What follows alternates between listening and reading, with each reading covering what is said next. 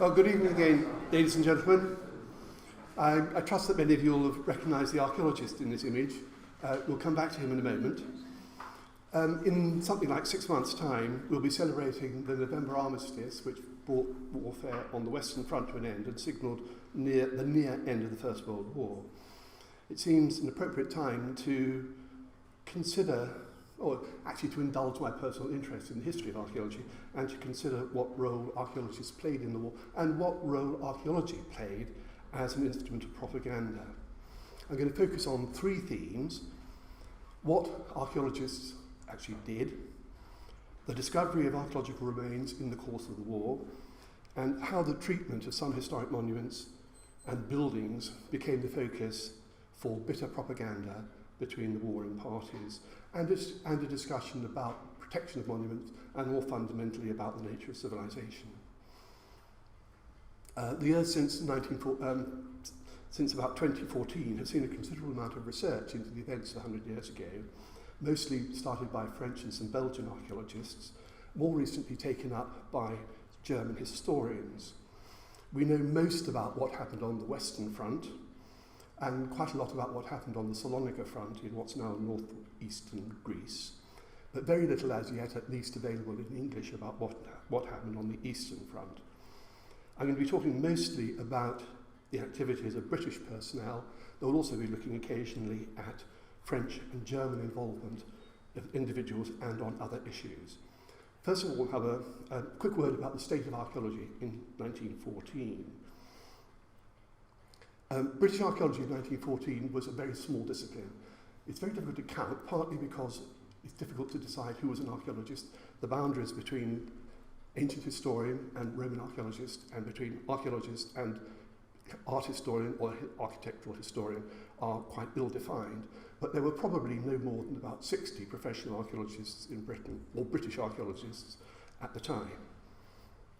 They focused in universities, although only very few of them, very few posts other than classical and Egyptological posts, in major museums like the British Museum Nationalien, and a nascent public service. The Office of Works had an Inspectorate of Ancient Monuments refounded in 1910, and Royal Commissions in English, Wales and Scotland to survey ancient monuments starting work in 1907 and 1908.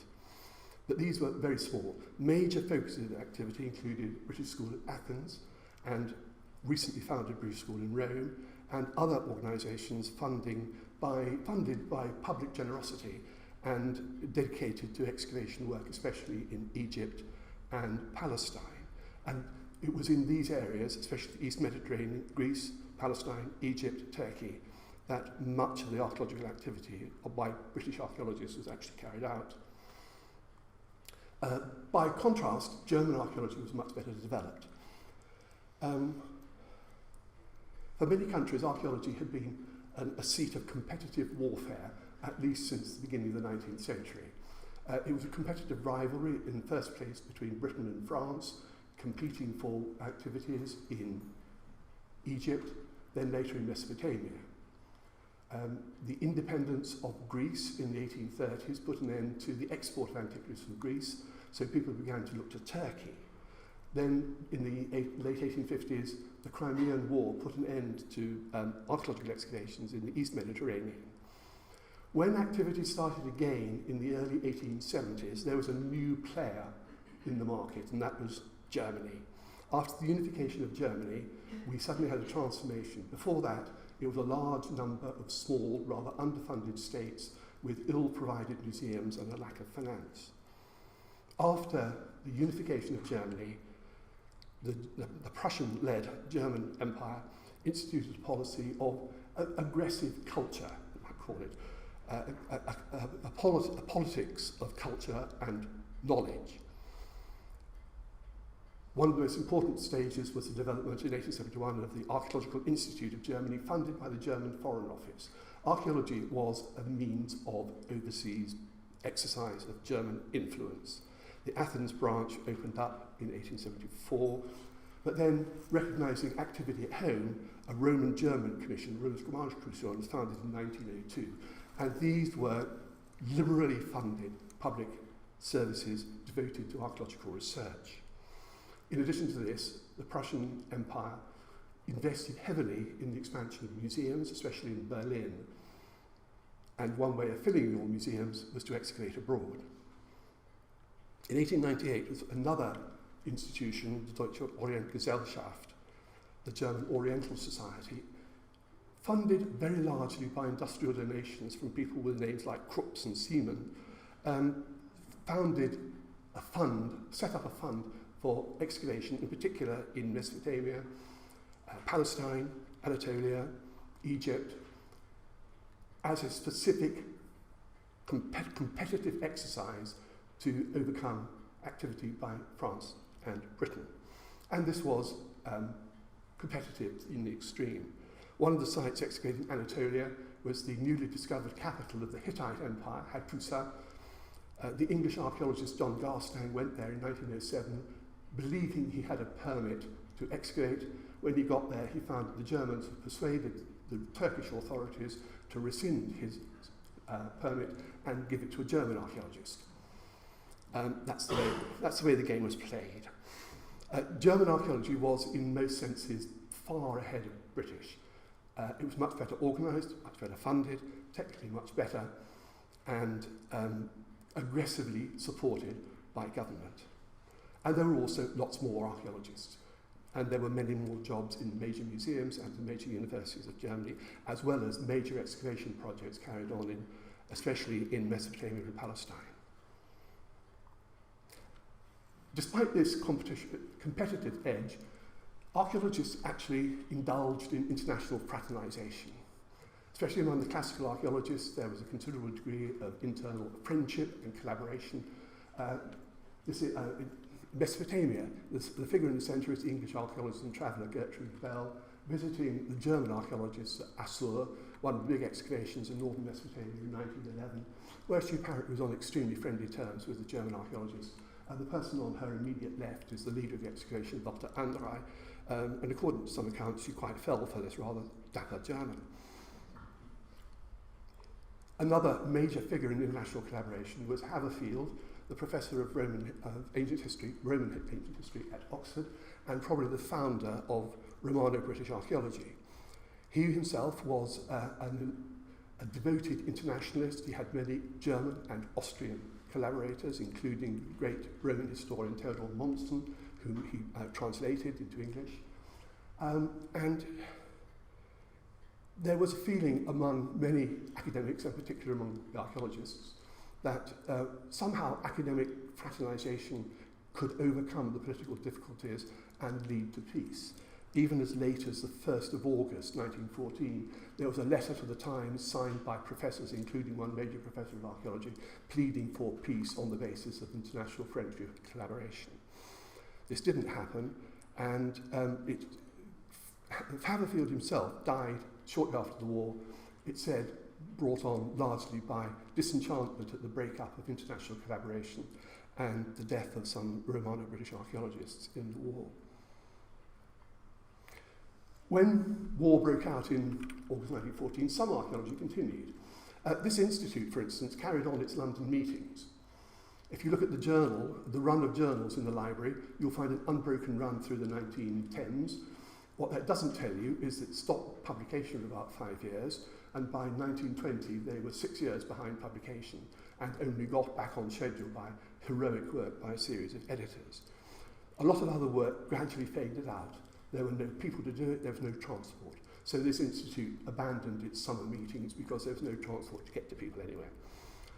Some active archaeological work went on. There was a little bit in Britain, I'll mention one in a moment. Work carried on in Egypt. Greece was technically neutral for another couple of years, so it was possible, if you had the people, to do work in Greece.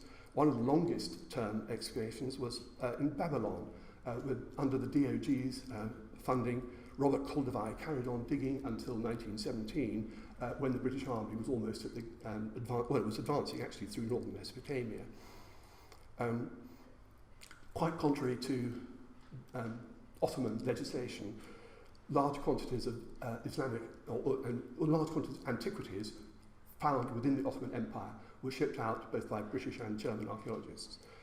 450 packing cases of material from Babylon were shipped out during the war, got as far as Portugal, where they were impounded at Lisbon for 12 years.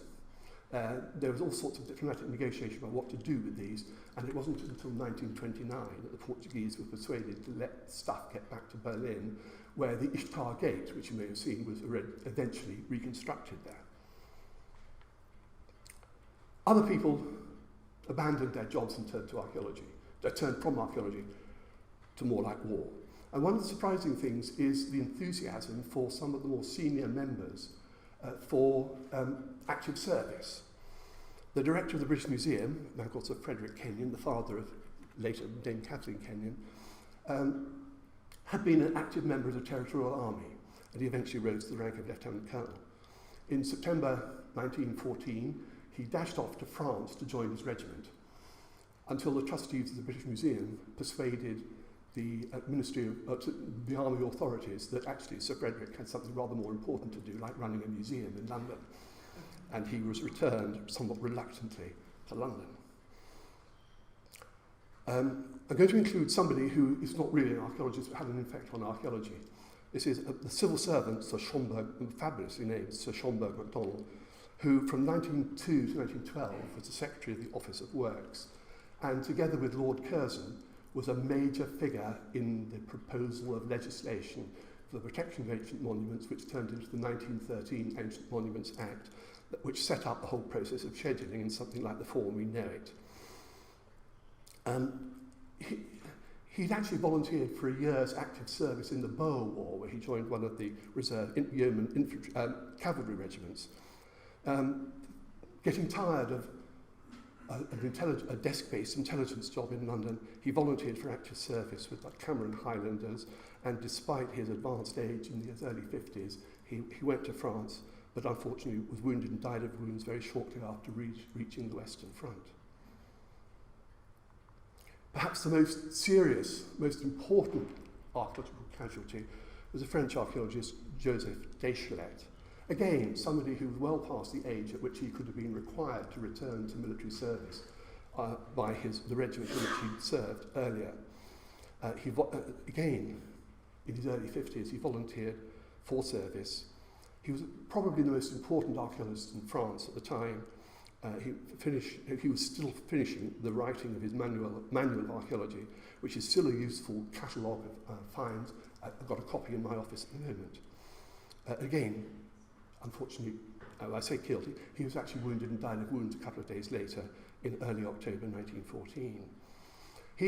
We called him the most, and quite rightly, the most famous archaeologist to die in the war, but that was largely because he was a veteran who'd had long enough in archaeology to establish his career and to be known for his archaeological work. Most other people we're going to be talking about were much younger and hadn't, even if they were successful archaeologists, they had not really got very far into their academic or archaeological careers, and so are perhaps much less well known nowadays. Shortly before he went to the Western Front, Deschelette wrote to his friend Camille Julien, who was Professor of Ancient History at the Collège de France in Paris, and he alludes to archaeology, the Gaulish cemeteries, which he played a part in describing in his manual, giving you, like me, a patriotic and fortifying vision. Whether it's an Iron Age sword or an 1886 rifle, it is always the same old struggle of the Celtic spirit against the brutal aggression of the Germans, which may give you some inspiration, some idea of why he, and he was by no means the oldest French soldier, veteran, to volunteer for active service.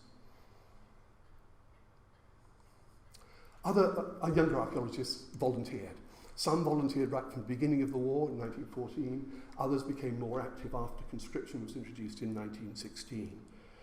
There's no time to look at all of these, and I'll look at one or two in detail, but it's interesting to reflect on the nature of British archaeologists in 1914. I've looked at about 30 individuals who we, under one definition or another, call archaeologists, professional archaeologists at various stages of early stages of their careers in 1914. Of the 30, there are perhaps 2 women. 4 of them don't have university degrees. more than 50% had been to some of the major public schools of Britain, Winchester, Marlborough, Rugby. 26 of the 30 had university degrees, and of those, 19 or 20 had been to Oxford. The rest, except one, had been to Cambridge, and there was one at UCL. They came from a very restricted upper middle class, well-off professional background of families. They were very well educated. And we'll come back to that point in a moment. Crawford. Otis Crawford, who later became archaeology officer for the Ordnance Survey, quite unusual. But maybe when we know a little bit about his later rather obstinate character, he volunteered as a private and served on the Western Front for a brief time until he came back ill with pneumonia. He then went back and used some of his archaeological skills in service of the army in map making, became an RFC observer until his plane crashed and became, for the last few months of the war, he was a prisoner of war in Germany. The figure second from the right here is quite obviously our former president, Mortimer Wheeler. As far as I can see, only 2 former presidents of the Institute served in active service in the war. Wheeler was one, the other was Alfred Clapham, who served 4 years in the Royal Sussex Regiment and later became Secretary of the English Royal Commission. Wheeler volunteered almost immediately, became an officer in the training corps. He was serving, to start with, as a British-based training officer in the Royal Artillery. For a long time stationed near Colchester, and seems to have used some of his soldiers to do archaeological excavation in Colchester during the early part of the war. Then saw active service. At the end of the war, he was in Germany, stationed in Cologne. Before the war, he'd started doing a PhD on the Roman pottery of the Rhineland, and as he says, Cologne was the perfect place to be based because he had some months of leisure to survey the museums of Cologne and Bonn, and in his own words, he came back from the war with a PhD more or less in his knapsack. And as far as the records show, his PhD was awarded in 1919, so although you can't necessarily believe everything in Wheeler's memoirs, that one may be right. And of course there were casualties. One or two of them we'll look at. Guy Dickins, Winchester and Oxford, captain in the Royal Rifle Corps, killed at the Battle of the Somme.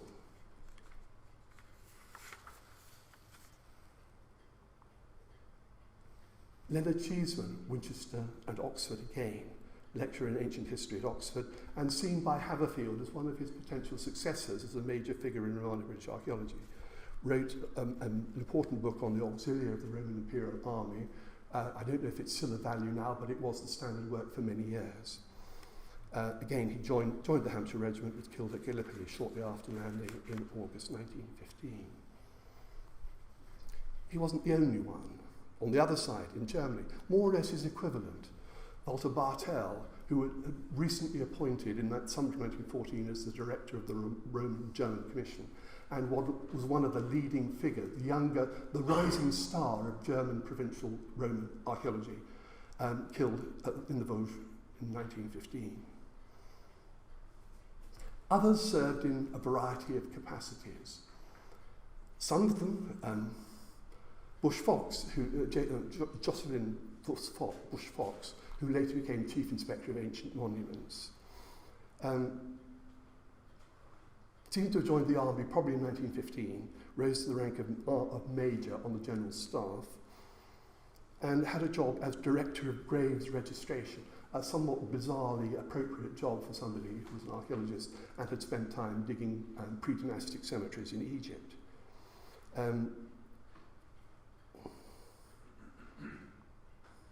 Other people went into rather more specialised jobs, ranging through various forms of intelligence work. And here I think it's important that a large percentage of the British archaeologists were, first of all, very well educated. They had very good contacts. Many of them had travelled extensively or lived extensively abroad. Many of them spoke languages, Greek, Arabic, Turkish, and were invaluable because of their linguistic skill, because of their knowledge of the territory, because of the knowledge and contact with individuals of power and authority in these countries. And archaeologists were particularly, a higher percentage of archaeologists seem to have served in a variety of intelligence services than one might have expected. Robin Collingwood, who was academically a professor of philosophy, was also a major figure in Romano-British archaeology. He did not volunteer in 1914. He actually went on teaching in Oxford and digging in Hadrian's Wall and Cumberland. And in late August 1914, he was digging on Hadrian's Wall when he was arrested by the police on suspicion of being a German spy.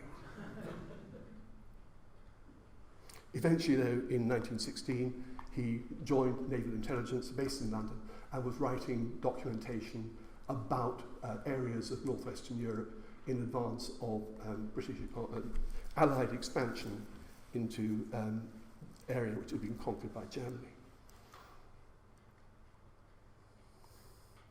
One of the most interesting, John Beazley, who was already an expert in classical archaeology, served in naval intelligence in what was known as Admiralty Room 40, which was the First World War equivalent of Bletchley Park. He was a naval code breaker. And it had an interesting discussion. Beazley later became one of the specialists in the study of Greek painted pottery. And there's been debating with colleagues who know more about this. What are the cognitive abilities of code breakers in things like pattern recognition, and are they in any way related to his visual ability in the study of painted pottery? One of the most flamboyant was John Myres. At the outbreak of the war, he was Wickham Professor of Ancient History, the Greek equivalent of Haverfield for Roman archaeology in Oxford. Now, he had spent time in the 1890s funded by the Craven Fellowship, a postgraduate award of 3 years funding for Oxford students, which actually required you to do something drastic like live in Greece for at least a year. He'd worked in Cyprus and then in southwestern Turkey. He knew the southwestern Turkey coastline extremely well. Late in life, he left an account of his wartime activity, which may have lent something, it may owe something to faulty memory or long-distance retrovision, but he gave an account of how he was summoned to the Admiralty to meet somebody who was only known by an initial, presumably M. But he was then recruited into naval intelligence and somehow managed to commandeer command of a series of vessels which he armed, and then he sailed up and down the Turkish coast, bombarding and shore establishments to try to tie down large parts of the Turkish army. Unfortunately, large parts of the Turkish ports were owned by Greek families who complained bitterly to the British about the way the British were bombing their factories.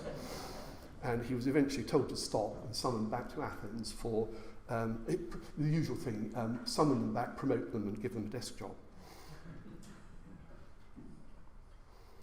Perhaps one of the most interesting and problematic people is a slightly older colleague, David Hogarth, who'd been a Craven Fellow again, this time travelling in Turkey for 3 years, and had spent much of his time excavating in Egypt, director of the British School at Athens, excavating again then in Crete and Egypt, before going back to be the director of the Ashmolean Museum in Oxford. He'd spent a lot of time in Turkey and Egypt. He was fluent in Turkish and Arabic and was an ideal person for the naval establishment to get their hands on. He joined Naval Intelligence. In 1914-15, he started working in London on map making. The Royal Geographical Society was effectively a sub-branch of the War Office, producing maps of especially in the Mediterranean region. Hogarth then moved to the Mediterranean. One account says he was interrogating Turkish prisoners at Gallipoli, and then moved on to Cairo, where he was the effective head of an organisation called the Arab Bureau for the organisation of liaison with Arab contestants in the war. Hogarth is the figure in the middle, in the naval whites. The short figure on his right is, of course, T.E. Lawrence, who was also in the Arab Bureau. He'd spent much time in Syria, exploring and recording Crusader castles, and then working on the excavations at Carchemish. He was somewhat reluctantly let into the Arab Bureau. I think he was regarded as not quite right. But he said, on the fact that he spoke fluent Arabic, albeit with a terrible Syrian accent, was enough to get him in. And the other one on the right is a military liaison officer.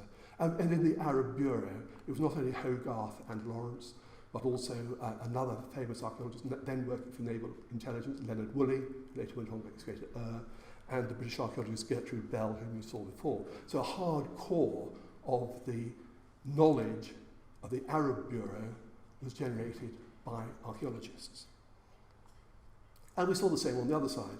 Fascinating character called Max von Oppenheim, who came from a fabulously rich banking family in Germany, was a passionate devotee of everything Oriental, travelled widely in Africa, lived in Cairo, student of Oriental cultures, and a major source of information about Arabic world and Egypt for the German imperial authorities. He was often described by the British as the Kaiser's spy. And this raises interesting questions about what we mean by a spy. He was certainly not undercover. The British knew all about him and regarded him as a figure of fun. They knew exactly what he was doing, and vast proportion of the documentation he sent back to Berlin was simply ignored by the Germans. But he became an archaeologist. Reporting on a route for the Baghdad Railway, and discovered the site of Tel Halaf, which turns out to be an important Neolithic site in Mesopotamia, but also had a much later Neo-Hittite assemblage like this statuary. He became, in some way, an equivalent to Lawrence, promoting the Arabic world to unite and to unite against the British. He was known as Abu Jihad, or Father of Jihad. And for a year at least, he was head of the Intelligence Bureau for the East in Berlin. As I say, these people are often referred to as spies. And it's undoubtedly true that many people started out as archaeologists and later in life worked for the intelligence services, like Lawrence. But at what point did they switch from being an archaeologist and becoming an agent? Even as archaeologists, they were to some extent agents of the state in carrying out foreign policy, whether more or less consciously. But the idea of them as spies doesn't really work. Most of these people worked quite openly, and people knew who they were and what they were doing. Actually, if you want a spy, you probably have to look to America. American activity in Mesoamerica, in particular in the Maya world, was dominated for much of the early 20th century by Sylvanus Morley, who was head of various research institutes and was the dominant figure. In 1917, he went to the naval authorities and volunteered to set up a spy ring in Mesoamerica. America at that point was really worried about the extent of German submarine activity in the West Mediterranean and the possibility of German attempts to preempt American entry into the war by establishing naval bases in Mexico. And it was this that interested the naval authorities, and Sylvanus Morley set up a spy network. A rather jingoistic biography recently called him the finest American spy of World War I, which may or may not be right, but one of his informants was a British medical doctor, an amateur Mayan archaeology specialist, with actually an honorary lectureship post in the Institute of Archaeology in Liverpool. And Thomas Gann was one of the informants for Morley's spy ring, reporting in particular on what was happening on the coastline of British Honduras. So that's the nearest thing you'll get to a British spy in First World War, I think. certainly in archaeology. But Morley's activity led to furious debate within academic circles in America.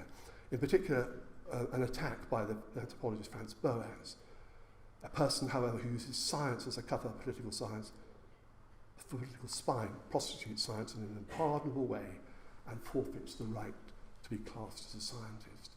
And this dispute about the role of an academic in warfare rumbled on in American academic circles for many years and has recently been revived by the American armies in embedding of anthropologists and sociologists in some of their armies working in the Near East.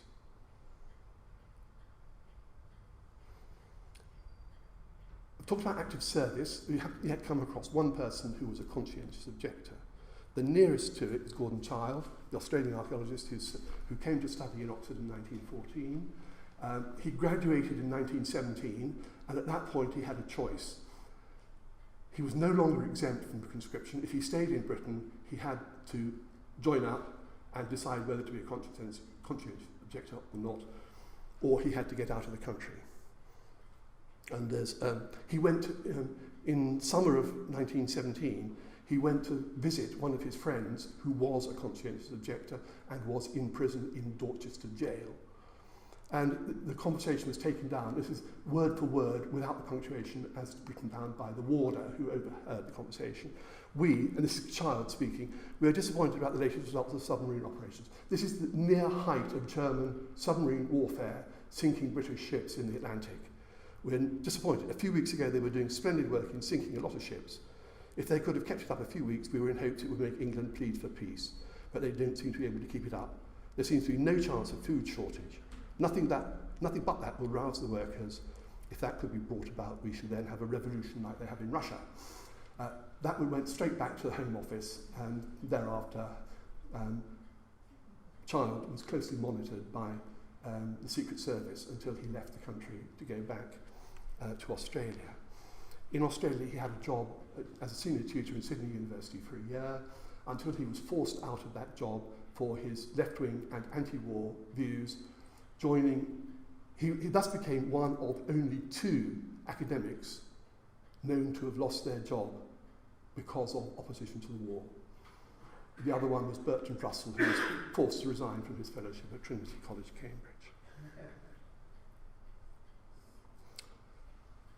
Next, switch quickly to discovery. You do not dig trenches through 500-mile transect across Western Europe without finding an awful lot of archaeology. And they did. Much of it went unrecorded. There are all sorts of anecdotal stories about soldiers bringing back souvenirs from the war, which included flint objects as well as German uniforms and so on. Just one or two of the more exotic stories. One bronze hoard, probably buried about 800 BC, discovered by German troops. Rapid excavation terminated by a French artillery bombardment led to the rapid dispersal of the objects which were then lost sight of. 1948, after the Second World War in Germany, shortage of money, extreme poverty in southwestern Germany, led to a retired army officer depositing some bronze rings in the church collection plate. These were recognised as Bronze Age. A long programme of detective work finally located a number of the other objects, and the hoard was eventually published in 1975. Another remarkable story, a cemetery, at an Iron Age cemetery of La Tène period, 400, 200 BC, at Bucy-le-Long in the Aisne Valley of France. They were Germans digging a communication trench until the observant Hauptmann Edward Peilmann found in the side of the trench remains of human bones and metalwork. Then, by coincidence, there was a 21-year-old German archaeology student in the trenches nearby. A student at Birmingham, almost certainly been taught by Gustav Cossiner, although we don't know how much archaeological experience he had. Over the next 6 weeks, he actually excavated a cemetery. And we have the plans that he drew. In the middle at the bottom is a plan drawn in the re-excavation of the site by French archaeologists in the 1990s, where you see a large number of graves on the left, a huge chunk through the middle which had been dug without archaeological excavation was now flooded. This is a gravel quarry. And you can reconstruct where the excavation by this young man, Hans Niggermann, had taken place. The volume, it's now been published in 3 volumes. The second volume is more or less a republication of Niggermann's notes and a record of his drawings. All the objects were sent back to Berlin Museum, properly catalogued. And in the discussion of this work, the French archaeologist Jean-Paul Demoule says, you have to admit it, but the work which Niggermann did under these conditions was better than almost everything done in France until recently.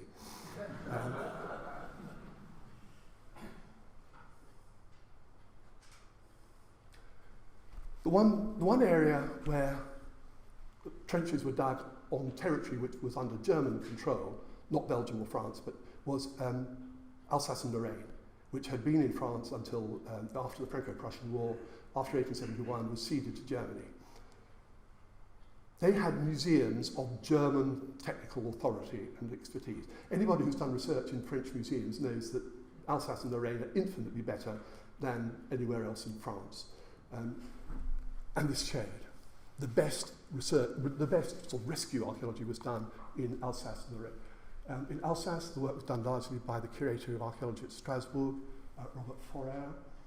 This is him in his office. Excavated a number of sites. This was a barrow into which German troops were about to dig a machine gun emplacement. He excavated this chariot grave of the early Iron Age Hallstatt period. At the end of the war, Forer, who was a Swiss citizen, kept his job as curator of Strasbourg Museum. Further north, in Lorraine, his equivalent at Metz Museum was Johann Baptist Koiner, who was a German national who had an amazing capacity for having himself photographed in his characteristic coat and cap.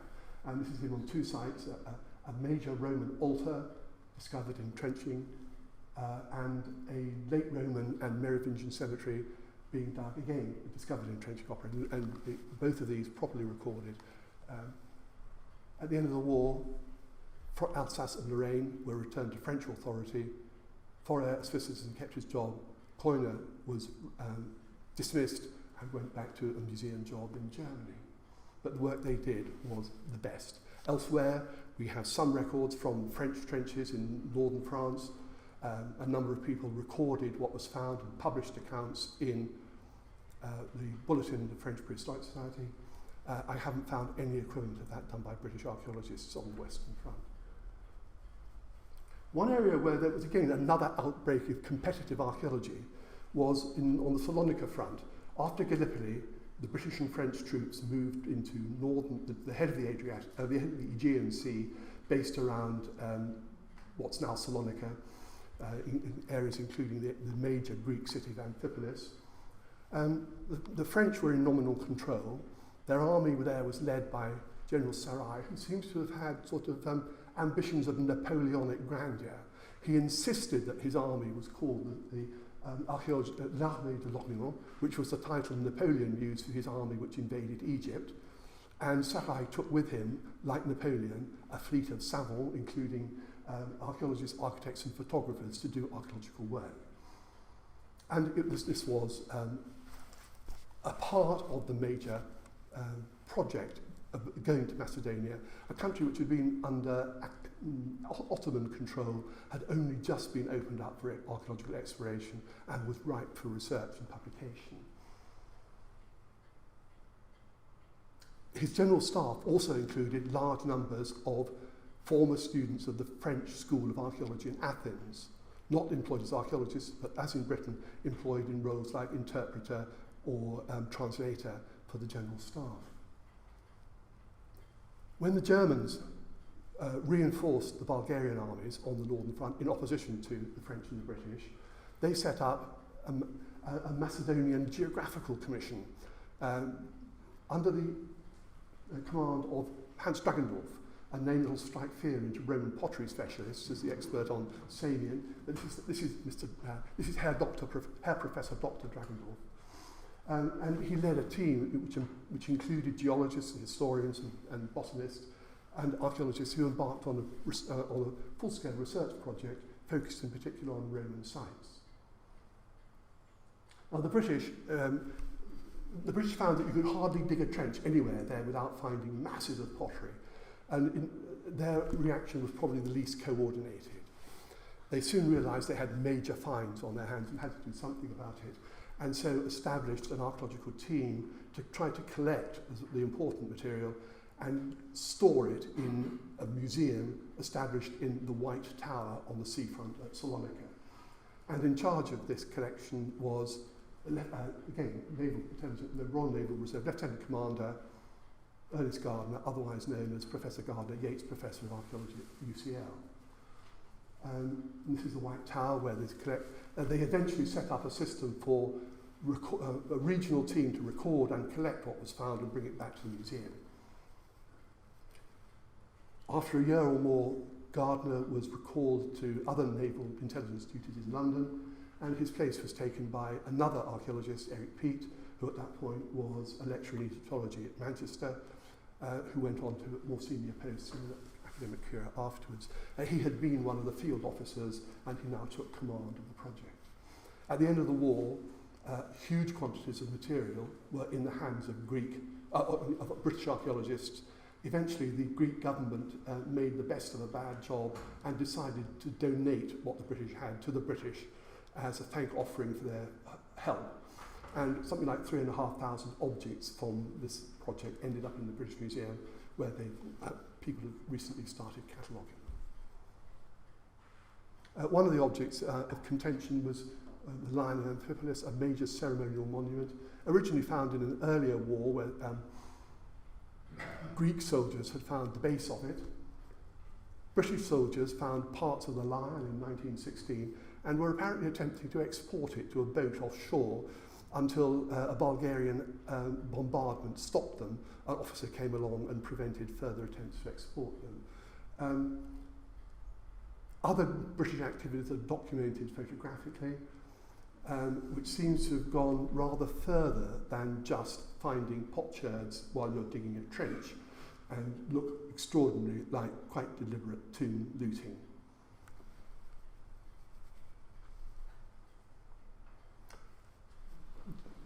Final theme, very briefly, is the fate of monuments in war.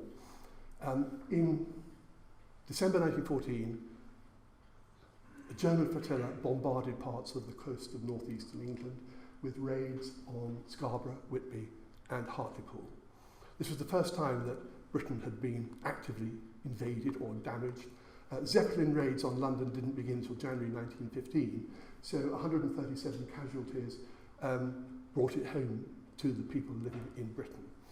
And this was something that was regarded as barbarism, not because it was an invasion, but because of some of the things that were damaged. Whitby Abbey, the west end of Whitby Abbey was damaged.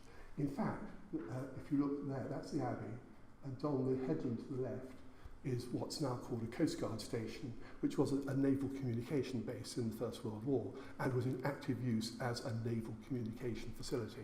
So that may have been a legitimate target very near to the Abbey. Scarborough Castle was also hit, but Scarborough Castle was also an active military base, not just a base of a garrison, but also a communication base up and down the coast. So whether these were legitimate targets or not is a question that's rumbled on, but certainly the attacks on Whitby and Scarborough resonated widely in the British population. But by then, other things had already happened. In Belgium, after the initial German invasion, firstly, they burnt a large part of Louvain in alleged retaliation against civilian fire on German troops, and they burnt the university library. This resonated throughout Europe and North America as an act of extreme barbarism, not just burning a historic city, but actually destroying the library and destroying knowledge. Shortly after came a second event, which ranked in the same category of barbaric destruction when the German artillery bombarded Rheims Cathedral and caused considerable damage to the northwest turret, also causing a huge fire in the roof, setting fire to the Bishop's Palace and the Archaeological Museum nearby. And I'm not going to attempt to adjudicate on what happened, but there are at least two major versions. Firstly, if you're French, you believe that it was in use as a military hospital. Hence, up here you have the Red Cross flag flying on the turret. It was actually, at some stage, it probably had been a hospital for wounded German soldiers, and the French regarded it as a hospital as well as a historic monument and not a legitimate military target. If you're German, you believe that it had been used as an observation post. French troops had been located there, and at some point a searchlight had even been installed on top of it. So this is what you find on the tower now is a searchlight. There's a quotation, the text up there, I've enlarged it over there. The French used the cathedral at the base of military operations and thereby endangered this artistic masterpiece. But by this point, the damage had been done and it was too late. German reputations were in extreme danger. 4th of October, 1914, a group of German academics, 93 of them, signed a manifesto.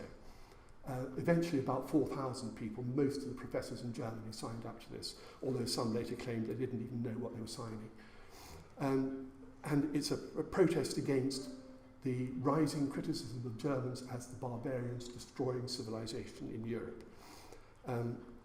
It's not true that our troops treated Louvain brutally. Our troops at Aching Hearts were obliged to fire a part of the town as a punishment. Needless to say, this manifesto itself caused even more problems in parts of Western Europe and North America for the tone adopted. And in particular, the idea of the legacy of Goethe, Beethoven and Kant is fine, but the paragraph above that shows that the sort of European civilization that they were trying to protect was a very white European male one. And this was the time, of course, when they were exterminating the population of German Southwest Africa, now Namibia.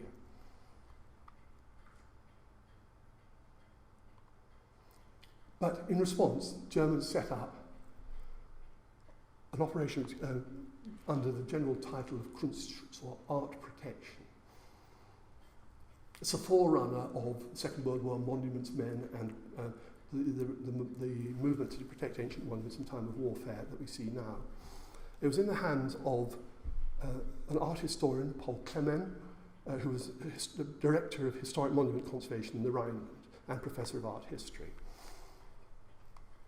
And after the war, he published a book, Kunstschutz im Kriege, which is, at one level, a documentary account of the steps taken by the German military authorities to protect ancient monuments, and was widely regarded as a sort of manual of how to do it by people considering the effect of war on monuments thereafter. And it does contain considerable amounts of information about the centralisation and storage of portable monuments, the protection of ancient monuments, the sorts of things you can do to, if they are damaged, the sorts of things you can do to do emergency repairs until you can protect them properly. If you read it carefully, though, it's partly that, but it's also a prolonged whinge about the criticism, how unfair it was of German destruction. It largely seeks to put the blame for the destruction of monuments on Britain and France. Germany was only acting through military necessity, where it did unfortunately bomb a few buildings. So it's an interesting document in self-justification. But it is true the Germans did put in place, for instance in Belgium, even in September 1914, they sent a director of one of the major museums in Berlin, Otto von Falke, to protect movable, portable art objects in Belgium as the army advanced. From 1916 onwards, there was a German, effectively rescue archaeology team attached to the German army in Belgium, actually staffed by two people who became famous in German archaeology, Gerhard Bersu and Wilhelm Unversagt, who are both famous German archaeologists of the later period, effectively doing rescue archaeology, recording what was damaged, and doing rescue excavation in advance of military operations. Clement himself took charge of activities, first of all in Belgium, then in France, then in the Eastern Front, and then throughout the whole of the German war zone.